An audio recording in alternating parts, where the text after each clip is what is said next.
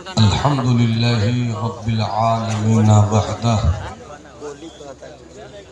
वस्सलातु वस्सलामु अला मा ला नबिय्य बअदह व अला आलिहि व सहबिहि व हिब्बिहि व दुर्रियतिहि अजमईन अम्मा बाद फ़अऊज़ु बिल्लाहि मिनश शैतानिर रजीम बिस्मिल्लाहिर रहमानिर रहीम कुंतुम खैर उम्मतिन उखरिजत लिन्नास तअमुरूना बिल मारूफि व तनहौना अनिल मुनकर सदक़ल्लाहुल अज़ीम व बल्लगना रसूलुहुन नबियुल हबीबुल अतूफुल अमीनुल करीम।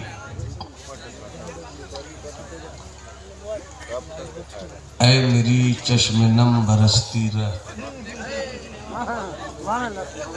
ऐ मेरी चश्मे नम बरसती रह, जगमगा इश्क के उजाले से दोनों आलम में लोग पहचाने तुझको सरकार के हवाले से। ऐ मेरी चश्मे नम बरसती रह,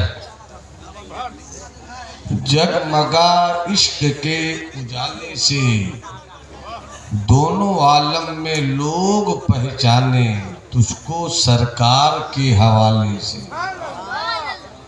कुव्वते इश्क से हर पश्त को बाला कर दे, कुव्वते इश्क से हर पश्त को बाला कर दे, दहर में नामे मोहम्मद से उजाला कर।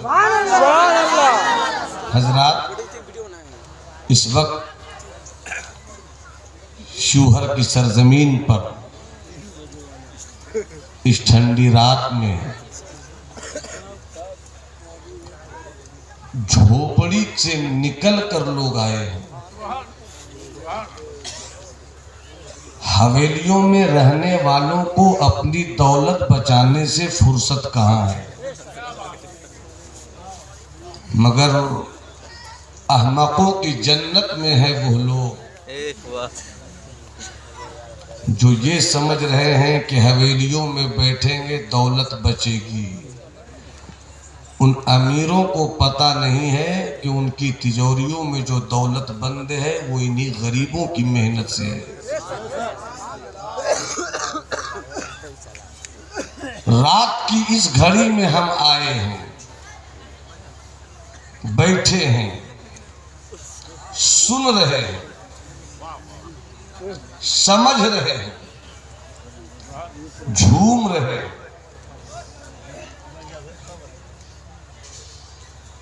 20 रोज 25 रोज से बार बार किसी न किसी तरह फेसबुक की जमीन पर, व्हाट्सएप से, सोशल मीडिया से, उलमाए अहले सुन्नत की जुबान से, अइम्मे किराम के बयान से आप तक ये आवाज पहुंच रही है,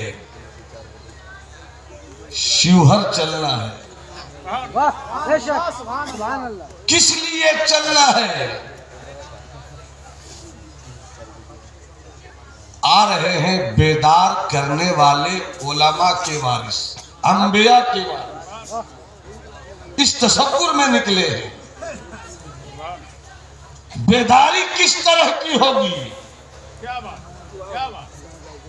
बैनर पे लिख दिया गया है, आओ मैं तुम्हें बेदार करूंगा आका के नामूस की हिफाजत के तरफ। 7 एजेंडे सामने मौजूद।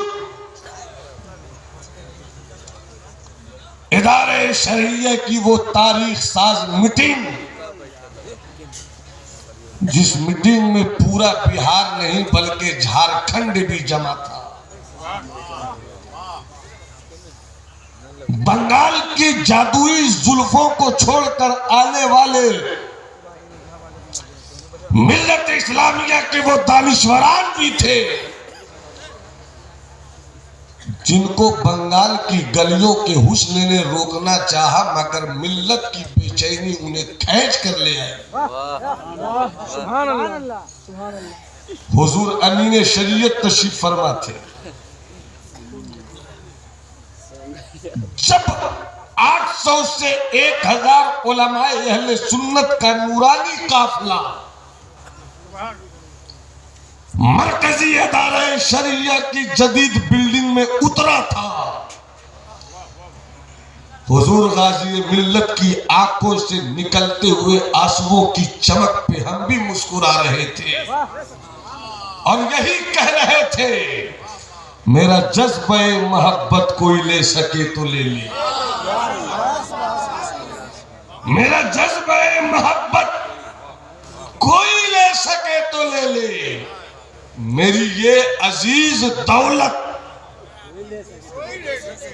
जरा आपको बोलना ही होगा, कोई ले सके तो ले ले, और जहां तीरगी को देखा वहीं अपने घर को फूका, मेरा ये जुनूने खिदमत कोई ले सके तो ले ले। वहीं ये बात हजरत की सरबराही में, क़यादत में, अमानत में पास हुई कि अब अपने बुजुर्गों की तारीख के उन जलवों को फिर से नई नस्लों के दरमियान रखना होगा। जब कभी जमाते अहले सुन्नत का मुनफरिदुल मिसाल कायद, खुदा की कसम मेरी आंखों ने शऊर की मंजिल पे रहकर बड़े बड़े पीरों को भी देखा, बड़ी बड़ी खानकाहों के बड़े बड़े सज्जादगान को भी देखा है, मगर जमाते अहले सुन्नत के लिए हर वक्त जो आंख बेचैन रहती थी वो आंख थी रईसुल कलम कायदे अहले सुन्नत अल्लामा अरशदुल कादरी अलैहि।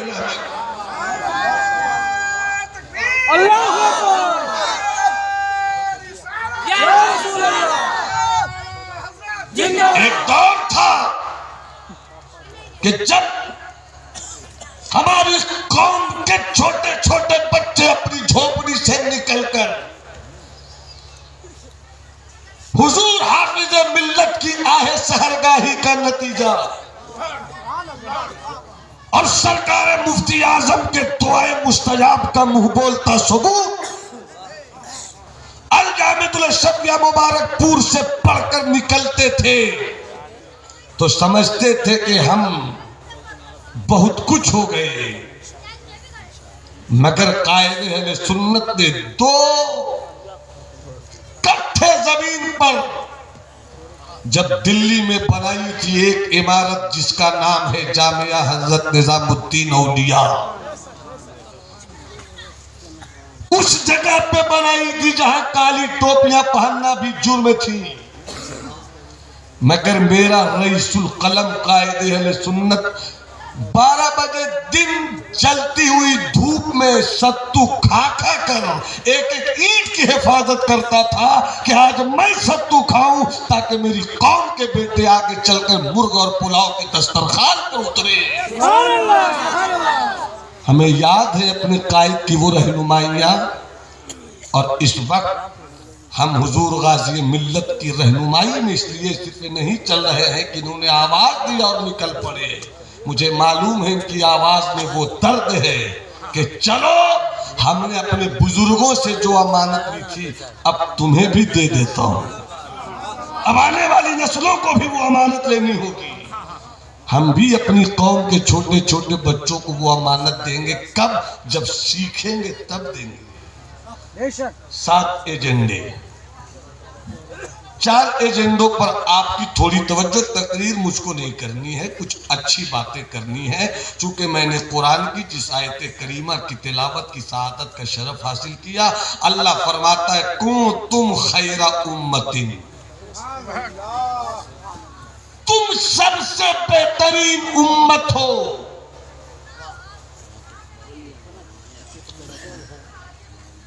उखरिजत लिन्नास, तुम इतनी बेहतरीन उम्मत हो, तुम सबसे बेहतरीन उम्मत हो कि पूरी दुनिया में जितने भी लोग हैं सबों की भलाई का हुक्म तुम्ही को देना है और सबों को बुराई से भी तुम्हें ही रोकना है। खुदा की कसम, हुक्म देने वाले को पहले पावर होना चाहिए। बाप इसलिए हुक्म देता है कि बाप बेटे के लिए पावर में होता है। माँ इसलिए बेटियों को हुक्म देती है कि माँ बेटियों के लिए पावर में होती है। उम्मत हुक्म देगी कब? जब उम्मत पावर में हो। और पावर के लिए याद रखना, सिर्फ मस्जिद में नमाज पढ़कर पावर नहीं पा सकते, बेशक, बल्कि नमाज पढ़कर रब की बारगाह में दुआ करो कि नमाज पढ़ चुका हूं, अब जमीन में फैल रहा हूं। हे बाबू लोग थोड़ी देर बैठो। पहले हाकिम होना होगा। तुम्हें अपनी ताकत का एहसास देना होगा और दिलाना होगा। जब तक तुम पावर में नहीं रहोगे तुम्हारी कोई बात नहीं सुनी जाएगी। और ये जो एजेंडे, पहला एजेंडा तहफ़्फ़ुज़ नामूस रिसालत के लिए हुकूमत से कानून साजी का मुतालबा। दूसरा एजेंडा मुसलमानों के जानो माल, इज्जत और आबरू की हिफाजत के लिए हरिजन एक्ट की तरह मुस्लिम एक्ट बनाने का मुतालबा। तीसरा एजेंडा आबादी के तनासुब से मुलाजमत और इख्तिदार में हिस्सादारी का मुतालबा। चौथा एजेंडा स्कूल व मुल्हिका मदारिस में उर्दू के साथ होने वाली नाइंसाफी पर एहतजाज और जायज हुकूक की बहाली पे जोर। इस चार एजेंडे पर याद रखिए, सिर्फ सड़कों पर निकलने से मसले का हल नहीं है। जब हुजूर बलियावी साहब की आवाज पर सड़कों पे उतरिएगा तो सिर्फ पर उतरिएगा नहीं, बल्कि उतर कर बताइएगा कि कब हमको उतर कर किसको उतारना है। खुदा की कसम, खुदा की कसम, इदारे शरिया इसलिए नहीं आया है कि हमें किसी को पद दिलाना है। हमें यह बताना है कि मेरी कौम के बच्चों को नौकरी दिलानी है। हम इस मिशन के साथ निकले हैं कि हमारे बच्चों के सीनों के अंदर जो एहसास कमतरी की बिल्लियां बैठ गई है, हम वहां पर शेर की गुर्राहट को पैदा करना चाहते हैं। हमें इनकलाब बनना होगा। हमें हौसलों की नई दास्तान लिखनी होगी और इसके लिए कुछ नहीं, मैंने तो हदीस शरीफ पढ़ी है, हुजूर अमीन शरीयत मौजूद है। हमारे मुफ्ती साहब अच्छे दोस्त, पुराने बरसों बाद मुलाकात हुई मुफ्ती नदीम साहब किबला से। ये लोग हैं, क्या कहा मेरे सरकार ने, अगर तुम्हारा कायद लंगड़ा भी हो, अगर तुम्हारा कायद लंगड़ा भी हो तो ये मत देखना कि ये चल पाएगा कि नहीं। मेरा लंगड़ा कायद है तो क्या चलूंगा उसी के पीछे। मुकद्दर के धनी हो यार कि इस वक्त हमारी जमात का कायद लंगड़ा नहीं है। सुभान अल्लाह, सुभान अल्लाह। कब बोलोगे? अरे कब बोलोगे? पूरा मजमा हाथ उठाकर बोलो, मेरा कायद हजरत अल्लामा गुलाम रसूल बलियावी है, जो तहरीक लेकर बाद में आए हैं। एमपी पहले हुए, जब बेदारी का मिशन लेकर बाद में चले हैं। एमएलसी पहले हुए। ये आपके पास उस वक्त नहीं आए जब इनको एमपी बनना था। ये कुछ छोटे भैये लोग जिनको इजारबन बांधने का सलीका नहीं, वो गाज़ी मिल्लत के जुब्बा इमामा पर हमला करते हैं। जब चाहा जो चाहा फेसबुक पर पागलों की तरह लिख दिया। अरे कुछ करते नहीं हो मत करो, करने वाले पर कीचड़ मत उछालो, इसलिए कि मुझे मालूम है सूरज पर थूकने वाले का अंजाम क्या होता है। अब तू अपने चेहरे को खुद से दागदार करना चाहता है तो मैं क्या करूं? मगर सच्ची बात बताओ, कितना वोट दिया था हजरत बलियावी साहब को एमपी बनाने के लिए? एमएलसी बने थे तो क्या किसी के एहसान पर बने थे? और जब बन गए तो ये नहीं करते वो नहीं करते। जिसको अपना एक वोट इस्तेमाल करना नहीं आता वो बताता है कि ये नहीं करना, ये करना चाहिए, ये करना चाहिए। अगर तुम्हारा कायद लंगड़ा भी हो उसी के पीछे चलो, उसी के पीछे चलो। मुझे बताइए, आपके पास एक ही ताकत है, जाहिरी तौर पर, जाहिरी तौर पर एक ही ताकत है, वो है वोट की ताकत। मैं पूछना चाहता हूं, अगर यहां पर इस वक्त भी 500 है तो 5 से 10, 10 से 20 आदमी सही से बता पाएंगे वोट का माना क्या है? क्या बात? वोट की मीनिंग क्या है? अभी चुनाव का मौसम है, नगर निगम का चुनाव, ये चुनाव वो चुनाव, गली गली गांव गांव, छोटे छोटे बच्चे और मंगले मंगले बच्चे और संगले संगले बच्चे और कंजले कंजले बच्चे, जिसका तिसका बैनर उठा के वोट दिया जाएगा, इसी को वोट दिया जाएगा, इसी को। मैंने कहा बता पहले वोट का माना क्या है? जो कौम वोट का मतलब न समझ सके वो तहफ्फुज़ नामूसे रिसालत का काम क्या अंजाम देगी? जो कौम वोट का मतलब न बता सके क्या वो अपने हुकूक की लड़ाई लड़ पाएगी? जो वोट का मफहूम नहीं समझ सके क्या वो नौकरी में अपना हिस्सा मांग पाएगी? क्या बात करी, क्या बात करी। जो कौम वोट का मकसद न समझ सके क्या पुलिस विभाग पर आवाज उठा पाएगी कि मेरे कितने जवान हैं? अमा वोट का मतलब सिर्फ आवाज नहीं, वोट का माना आवाज। अरबी में वोट के लिए 100 का लफ्ज इस्तेमाल होता है। आवाज, ये कौन सी आवाज? पागलों की तरह बोलते रहो नहीं, जहां जो चाहो बकते रहो नहीं, बीवी के साथ बोलते रहो ये आवाज नहीं, बाप के साथ बात करो ये आवाज नहीं, माँ के साथ गुफ्तगू करो ये आवाज नहीं। वोट का मतलब होता है अपनी कामयाबियों के लिए उठाई गई आवाज, ज़मीर की आवाज। चुनाव की रात में 1000, 500 और 2000 पर अपना ज़मीर बेचने वालों, मुसलमानों के जवानों के फोटो को चंद पैसों और चंद टकों के एवज, ये नाली के कीड़े जो किसी भी पार्टी के लीडर बन जाते हैं,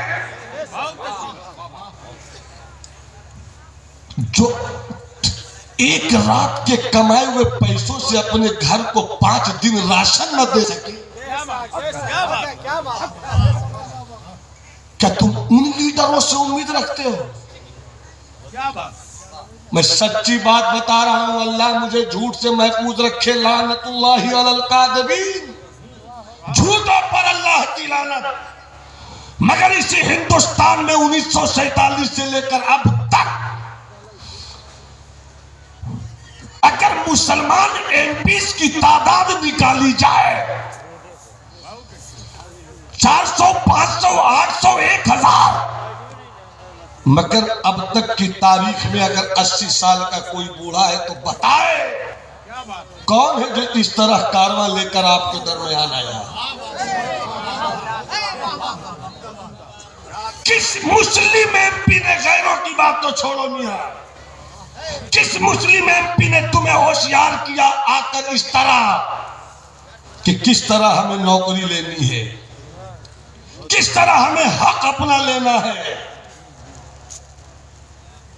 जो एमपी पहले बना बाद में आपको आकर समझा रहा। क्या समझा रहा? ये मत कहना कि हम किसी पद के लालच में आए हैं। जनवरी का महीना गुजर गया, मुझको मत बताओ कि जनवरी में ठंडक कितनी होती है। मई जून हमने गुजार दिया, मत बताओ गर्मी कैसी होती है। हमने ठंडक भी देख ली है, गर्मी भी देख ली है। अब जरूरत ये आन पड़ी है कि जनवरी के आने से पहले अपनी कौम के लिए कंबल का इंतजाम किया जाए, और जरूरत इस बात की आ पड़ी है कि अप्रैल मई जून से पहले हम अपनी कौम के बेटों के लिए कूलर, एसी और पंखे और बिजली का इंतजाम कैसे कर दें। इसी जज्बे के साथ हुजूर गाजी मिल्लत की रहनुमाई में जब अपनी कौम के बच्चों को देखते हैं, कोई रिक्शा चलाता है, कोई कुछ करता है, कोई कुछ करता है, बात ये नहीं कि वो गलत कर रहा है, हलाल कमाई कर रहा है वो, मगर बात ये है कि हमारी कौम के बेटों को ऐसी ही सोच के साथ रखने वाले वो कौन लोग हैं? वो कौन लोग हैं? मैं माजरत के साथ बोलना चाहता हूं, मैं किसी पार्टी के लीडर को कुछ नहीं बोलूंगा।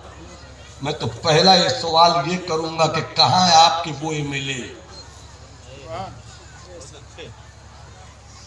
कहां है वो आपके नुमाइंदा? इसलिए तुम खैर उम्मती, सबसे बेहतरीन उम्मत तुम हो। कब बेहतरीन उम्मत हो? जब तुम भलाई का हुक्म देने लगो, जब तुम बुराइयों से रोक लो। और भलाई का हुक्म देने के लिए भी हाकिम होना चाहिए, अब बुराइयों से रोकने के लिए भी हाकिम होना चाहिए। और हाकिम बनने के लिए आप जिस मुल्क में है अपने वोट की ताकत को समझने वाला होना चाहिए। मैं बहुत साफ कहना चाहता हूँ आप लोगों से, पता नहीं मुझको बलियारी साहब किबला बाद में पनिशमेंट करेंगे, सजा देंगे, मुझको मंजूर है, मगर बहुत तरीके से मैं बताना चाह रहा हूँ। जिस तरह चांद के मसले पर गौर करते हो, मेरे इदारे ने क्या कहा, और कुछ हमारे हजरत में होते मौलाना लोग, इदारे शरिया वाला मोबाइल बंद किए रहता है, हम पागल हैं जो खोलकर आपको जवाब देते रहे कि नहीं निकला। बंद का मतलब समझ लो, तहकीक चल रही है, जायजा लिया जा रहा। अरे भाई हम शहर नवादा में रहते हैं, चांद रात का मामला ये होता है तो चांद निकला नहीं, इतना फोन। अरे भाई खबर तो लेने दो जरा, पटना कुछ बात हुई कि नहीं, जरा पता तो लगाने दो। पता लगाने का वक्त नहीं, ले फोन दे फोन। जब एक नवादा और गया जिला में हमारा मोबाइल इतना परेशान रहता है, वो तो मरकजी इदारे से हमें खबर तो लेने दो। तो जिस तरह मेरी कौम के जियाले बड़े खुलूस के साथ इस चीज के मुंतजिर रहते हैं कि मरकजी इदारे शरिया ने फैसला क्या लिया, इसी तरह जब वोट का मामला भी आए तो अपने जमीर का सौदा चंद पैसों पे मत करना, बल्कि कहना आप आए हैं आप भी चाय पीजिए, आप आए हैं आप भी चाय पीजिए, आप आए हैं आप भी चाय पीजिए, आप आए हैं आप भी चाय पीजिए। मेरा अमीन इदारे शरिया का जो अमीन शरीयत है वो है मेरी वोट का अमीन। बैठेंगे वहां हमारे वो चेहरे जिन चेहरों की झुर्रियों में हमने अपनी कामयाबियों के सूरज को निकलते देखा है। अभी ठहरो, कांग्रेस वाले आए हो ठहरो, आरजेडी वाले आए हो ठहरो, बीजेपी वाले आए हो ठहरो, ये मत, मैं बहुत क्लियर बोल रहा हूँ, ये मत सोचना वो बीजेपी है, ये आरजेडी है, वो बीजेपी है, ये जदयू है, वो बीजेपी, ये कांग्रेस है, कोई कुछ नहीं। अल कुफ्रु मिल्लतुल वाहिदा। हम अपने आका की बात जानते हैं, कोई पार्टी से मुझको उम्मीद नहीं, रब की जात पर यकीन जमाओ, इसलिए कि मुझे मालूम है कि मेरा रब वो है कि जो अबाबीलों के लश्कर से अबरहा जैसे हाथी वाले फौज की औकात नाप देता है। यही तो कहानी बनी थी, यही तो मामला हुआ था। अब्दुल मुत्तलिब काबे को गिराने के लिए हाथियों वाली फौज, कैसा यकीन था, तेरा घर है तू जान। मोटे मोटे हाथी, बड़े बड़े हाथी, सेहतमंद हाथी लाए गए कुछ। इससे पहले अरब की तारीख में एक भी ऐसी जंग नहीं थी जिसमें हाथियों का इस्तेमाल हुआ हो, और किसी भी जंग में अगर हाथियों को शामिल किया गया, इसका मतलब यह है कि कोई बहुत बड़ी जंग छिड़ने वाली है। और काबा को गिराने के लिए हाथियों वाली फौज आई थी, हाथियों का लश्कर, मोटे मोटे हाथियों की औकात के लिए जब रब पर यकीन जमाया तो रब ने मोटे मोटे हाथियों की औकात के लिए छोटे छोटे परिंदों को भेजा। और छोटे छोटे परिंदों की छोटी छोटी चोंचें, और छोटे छोटे पांव, और छोटी छोटी चोंचों और छोटे छोटे पांव में छोटी छोटी कंकरियां। मोटे मोटे हाथी, छोटे छोटे परिंदे, छोटे छोटे परिंदों की छोटी छोटी चोंचियां, छोटी छोटी चोंचें और छोटे छोटे पांव, और उसमें छोटी छोटी कंकरियां। और जब कंकरियां गिरने लगी, जापान और हिरोशिमा और नागासाकी पे एटम बम गिरते हुए सुना है, देखा नहीं है, मगर आज भी जो उस बम के शिकार हो गए बचे हैं कुछ दिनों तक,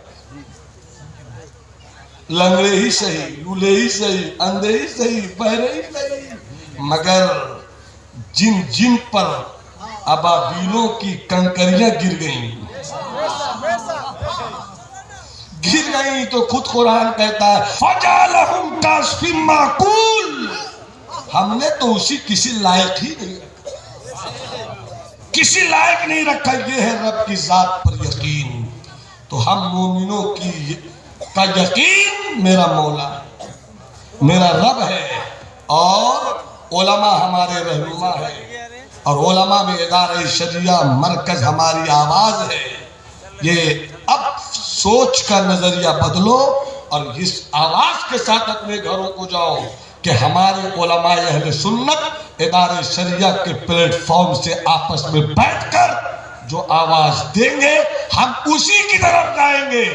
जिस दिन तुमने सिर्फ इतना फैसला ले लिया, अभी वोट देने का वक्त नहीं आया, सिर्फ फैसला ले लिया, आइए आप चाय पीजिए, फैसला आएगा जो वही होगा, आइए चाय पी लीजिए, फैसला जो आएगा वही होगा, आप भी आइए चाय पी लीजिए, फैसला जो आएगा वही होगा। बस इतनी सी चिंगारी सिर्फ पेश करो ना, तुम्हारी इस चिंगारी से एसी में बैठे हुए बड़े बड़े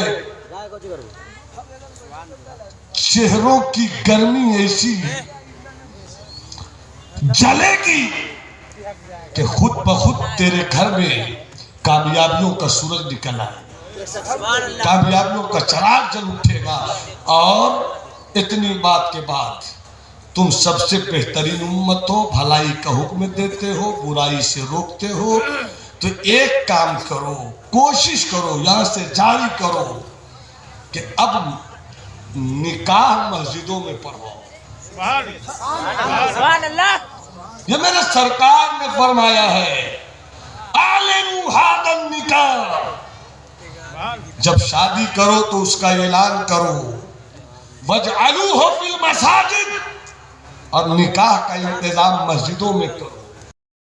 अमर तुम कहीं भी इंतजाम करोगे, जब दूल्हे का निकाह पढ़ाया जाएगा, हुजूर कादी साहब आ जाए, हुजूर अमीन शरीयत आ जाए, बड़ी अच्छी अच्छी शख्सियतें आ जाए, मगर उन्हीं शख्सियतों में मुमकिन है शख्सियतों के साथ उसी भीड़ में कोई शराबी भी हो, कोई कबाबी भी हो, कोई आवारा भी हो, कोई लुच्चा भी हो, कोई लफंगा भी हो। इधर निकाह की मस्जिद सजी हुई, उधर खाना चल रहा है, पानी चल रहा है, ये वो डिश डैश। अब बात इमाम साहब दुआ कर दीजिए, दुआ करें, दुआ तो क्या खास दुआ करेंगे? क्या बात? दुआ का ताल्लुक दिल से है, मगर जब तुम अपनी मस्जिदों में निकाह पढ़वाओगे, क्या बात, क्या बात, इमाम की दुआ में भी खुलूस होगा, और उस मस्जिद की चार दीवारी में जितने लोग बैठे होंगे उसमें कोई नापाक शराबी कबाबी भी नहीं होगा। और ऐसे मौके पर जब हुजूर अमीन शरीयत की दुआ होगी, जब गाज़ी मिल्लत की दुआ होगी, जब उलमाए अहले सुन्नत की दुआ होगी, तो हर कोई झूम कर कैफियत में आमीन कहेगा, आमीन कहेगा, और उसी में दुआ होगी, मौला जोड़े को सलामत रखना, मौला जोड़े को सलामत रखना, मौला जो दो दिल मिलकर एक चमन हुए हैं, चमन से फूलों का नजारा करा दे। तो बाहर में उस दुआ में असर हो ना हो, इंशाअल्लाह मस्जिद की दीवारें भी आमीन कह देंगी, मस्जिद की लाइट से भी आमीन कहेगी, मस्जिद के पंखे भी आमीन कहेंगे, और उस घर से जो निकाह के बाद बरकतों का सवेरा होगा तो उसका रंग ही अलग होगा। जहेज डिमांड करना मांगना बंद कीजिए, मस्जिदों में कोशिश कीजिए कि निकाह पढ़ाने की तकरीब हो। और उससे एक बड़ा आसान मसला क्या होगा हजरत, गुलाम समझा जा रहा है इमामों को, नाच कर गाकर आवारों की तरह कमर थिरका कर बैंड बाजे के साथ 2 बजे 1 बजे आते हैं। उसके बाद इमाम साहब को, इमाम साहब उठिए ना, निकाह का वक्त हो गया। कभी सोचा है कि नींद इतनी प्यारी है, सुबह मुसल्ले इमामत पर भी जाना है इनको। लेकिन जब मस्जिदों में निकाह पढ़ाने का सिलसिला शुरू कर दोगे तो इमाम साहब कोई परेशानी नहीं होगी, और तुम्हारा भी एहसास होगा कि मस्जिद में जाना है, नाच गाना बंद करो, डीजे बंद करो, आवारगी बंद करो, ढोलक के लय पर थिरकना बंद करो। इसलिए इस्लाम के बेटो, अपने ज़मीर की आवाज़ सुनो, एहसास को जगाओ। तुम उम्मते मुस्लिमा हो, अपने माजी की तारीख को लाओ। अरे हम जिद पे अड़ जाए तो दस्त है, दरिया भी न छोड़े, बहरे जुल्मात में दौड़ा दिए हमने। क्या उन बुजुर्गों ने अपने ईमानी यकीन के जलवों में इतना बड़ा कारनामा अंजाम दिया, क्या हम इतना भी अंजाम नहीं दे सकते कि शादी को इस्लाम की रोशनी में करें, शरीयत की रोशनी में करें? इसलिए मैं आपसे गुजारिश करूंगा कि आप भलाई का हुक्म दीजिए, बुराई से रोकिए, और भलाई का हुक्म देने से पहले खुद भी भलाई करनी होगी अपने हक में। बुराई से रोकने से पहले खुद भी आपको अच्छा बनना पड़ेगा, और जब इस तरह से बन जाइएगा तब आप खैर उम्मत कहलाइएगा, और जब खैर उम्मत कहलाइएगा तो दुनिया में कोई ताकत नहीं है जो आपको गिरा सके। अल्लाह का जिक्र आपको आगे बढ़ा देगा, अल्लाह का करम आपको आगे बढ़ा देगा, अल्लाह का फजल आपको आगे बढ़ा देगा। अस्सलाम वालेकुम।